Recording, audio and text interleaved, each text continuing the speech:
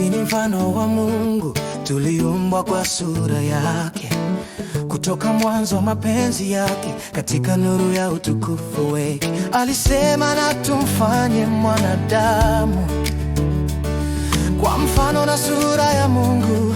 Mwanaume na mwanamke tuliumbwa kwa utukufu wake, lakini mfano wa kweli wa Mungu